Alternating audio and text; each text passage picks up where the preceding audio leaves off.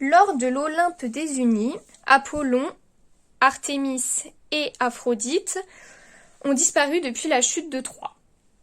10 ans après la guerre de Troie, Agamemnon, Minas et Ulysse, qui sont des rescapés de la guerre, ont pris la mer.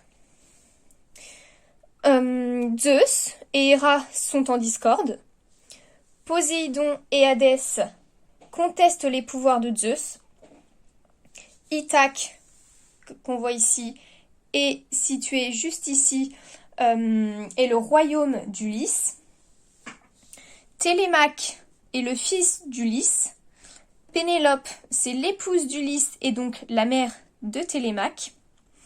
Mentor va avoir une discussion avec Télémaque et Télémaque doit retrouver absolument son père Ulysse. Athéna va protéger Télémaque durant son voyage et Télémaque apprend que son père n'est pas mort mais qu'il est prisonnier des mers.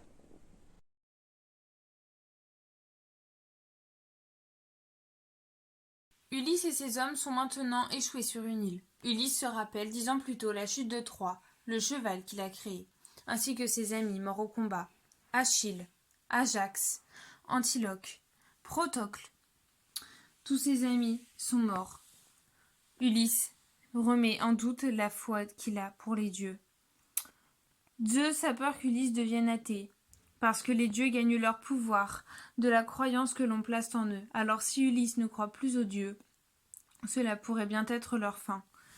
Zeus décide alors de châtier Ulysse. Il fait déchaîner la mer. La tempête fait accoster Ulysse sur une île, l'île des Cicones. Les hommes d'Ulysse pillent, violent, tuent. Un vieillard propose de l'or à Ulysse. Les cigognes font fuir Ulysse et ses hommes. Ulysse bafoue les dieux. Athéna veut alors le faire revenir dans le droit chemin.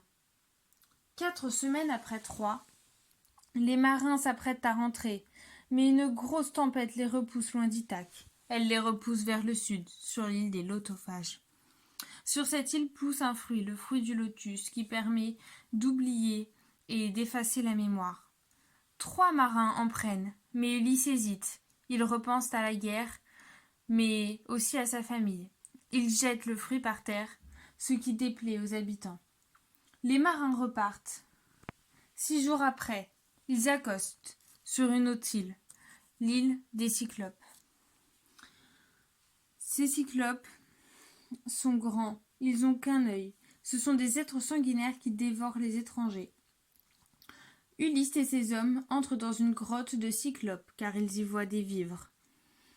Ulysse décide, par sa curiosité, de voir un cyclope. Le cyclope arrive. C'est Polyphème, le fils de Poséidon. Le cyclope tue 2 de ses marins, alors qu'Ulysse avait imploré l'hospitalité.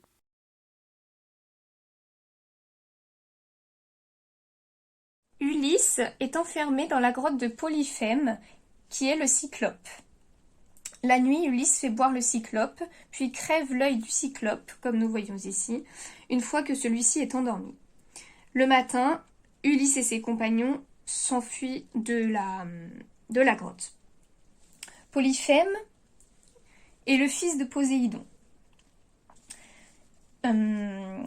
Poséidon veut la mort d'Ulysse pour venger son fils. Ulysse et ses marins font face à une grosse tempête. Ils arrivent à l'île Éole, donc où il y a le dieu du vent.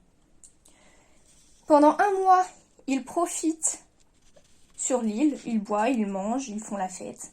Éole offre le cadeau d'Ulysse d'avoir enfermé tous les mauvais vents sauf Zéphyr, que nous voyons juste ici, le vent qui les guidera jusqu'à Ithaque, donc d'ici jusqu'à ici.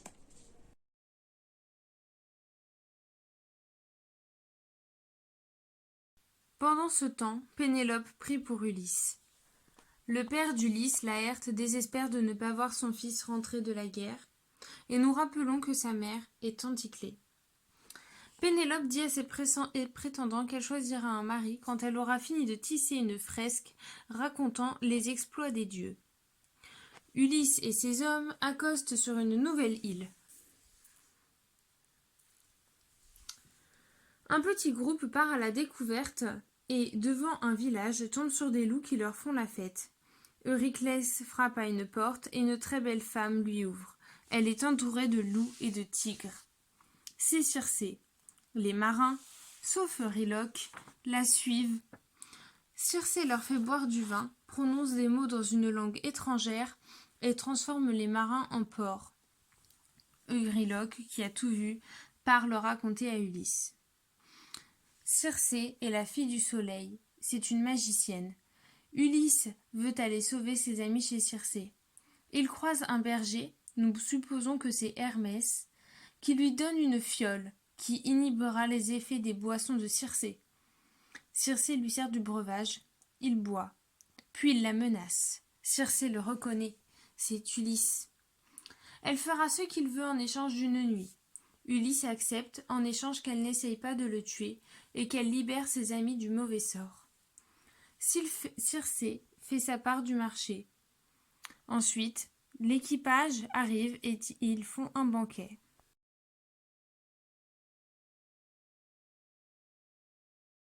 Ils séjournent donc 1 an sur l'île de Circé. Les hommes veulent rentrer. Circé libère les hommes transformés. Ulysse doit passer par les enfers. Orée et Antidore, devant, les guideront Ulysse aux enfers. Les navires remontent le fleuve Océan. Ils arrivent, Ulysse creuse une fosse, récite la prière et appelle Tirésias à l'aider à rentrer, et une fois cela fait, il lui offrira la plus belle brebis du troupeau. Il sacrifie une brebis offerte par Circé. Zeus est en colère, car un mortel est entré aux enfers. Athéna, quant à elle, plaide la cause d'Ulysse. Ulysse voit sa mère, Anticlée, aux enfers. Tirésias s'amène à Ulysse. Il dit à Ulysse de passer par l'archipel des Sirènes, puis par les rochers de Charybde et Scylla, 2 monstres des mers. Ulysse doit se souvenir qu'il est l'homme des 1000 ruses. Ensuite, il verra les troupeaux d'Hélios, le dieu soleil.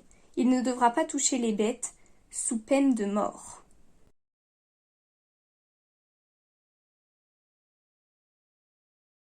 Ulysse descend dans les enfers. Il y voit Agamemnon qui le met en garde quant à son retour à Ithaque. Il devra se cacher pour rester en vie. Puis il voit ensuite Achille, son ancien compagnon. Il repart des enfers et s'apprête à affronter les sirènes. Ces monstres prennent l'apparence de jolies jeunes femmes, puis chantent des chants mélodieux afin de séduire les marins qui ne peuvent résister à ces chants. Puis ensuite, leur vraie apparence se dévoile et elles dévorent les marins. Elles obéissent à Poséidon. Les hommes d'Ulysse mettent de la cire dans leurs oreilles afin d'échapper au chant des sirènes, mais Ulysse, qui, curieux, veut entendre le chant des sirènes. Ulysse demande alors qu'on l'attache au mât du bateau. Les sirènes chantent les malheurs d'Ulysse et de son entourage. Elles lui disent que s'il les suit, il retournera à Ithaque. Cependant, les marins rament très vite et s'éloignent des roches aux sirènes. Les marins tombent alors sur Charybde et Scylla, 2 monstres transformés en roches, les roches errantes.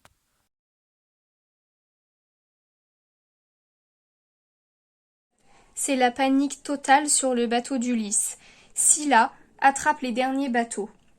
Les hommes approchent de l'île. Ils ne doivent pas toucher au troupeau d'Hélios.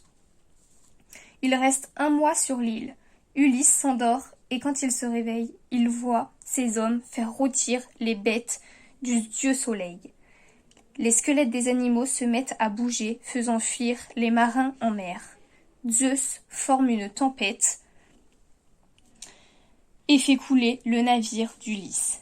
Ulysse dérive pendant 9 jours et 9 mois. Le 10e jour, il arrive sur une plage. Une femme aide Ulysse à sortir de l'eau. C'est Calypso. Elle tombe amoureuse d'Ulysse, elle l'invite chez elle et s'occupe de lui. C'est une évidence, Ulysse aime Calypso. Calypso offre l'immortalité à Ulysse comme preuve d'amour.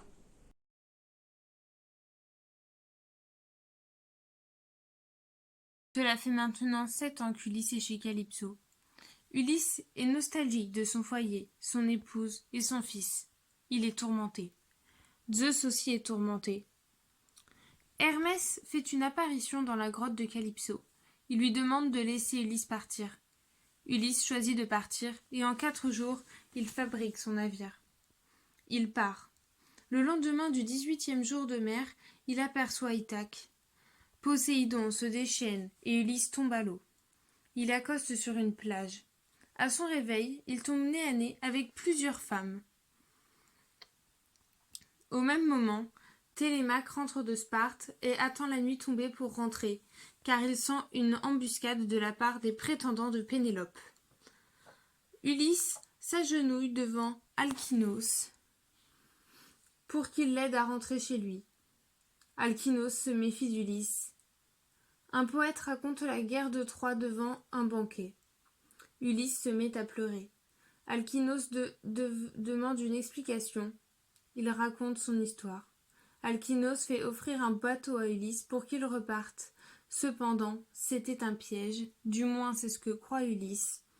Et Ulysse se retrouve encore une fois abandonné sur une plage.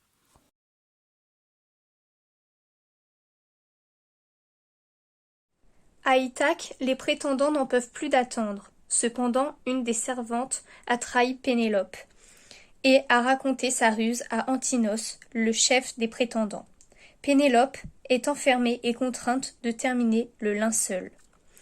Ulysse croise un pâtre qui lui dit qu'il est à Ithaque. Le pâtre devient Athéna. Ulysse ne croit pas Athéna lorsqu'elle lui raconte qu'elle lui a sauvé la vie plusieurs fois. Athéna donne à Ulysse une apparence de mendiant afin qu'il ne se fasse pas reconnaître par les prétendants au risque de mourir. Ulysse tombe nez à nez avec Télémaque, qui rentre au palais et raconte qu'Ulysse est mort. Ulysse se fait chasser du palais. Cependant, une servante s'occupe d'Ulysse. En le lavant, elle voit une cicatrice qui était celle de son maître.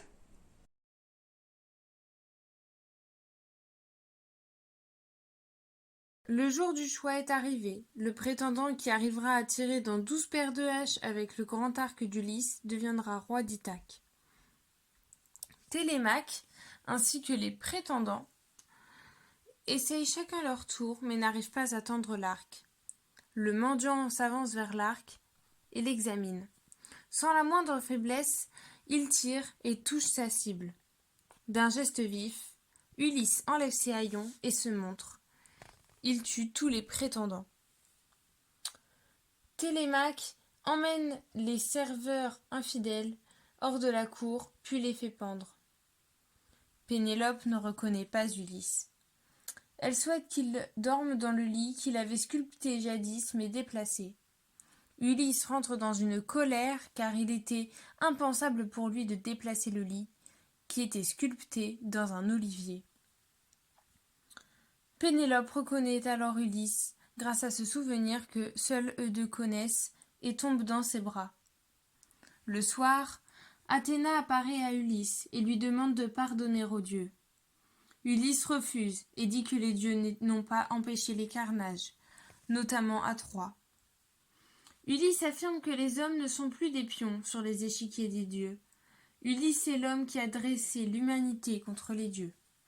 Zeus capitule, les dieux tombent peu à peu dans l'oubli.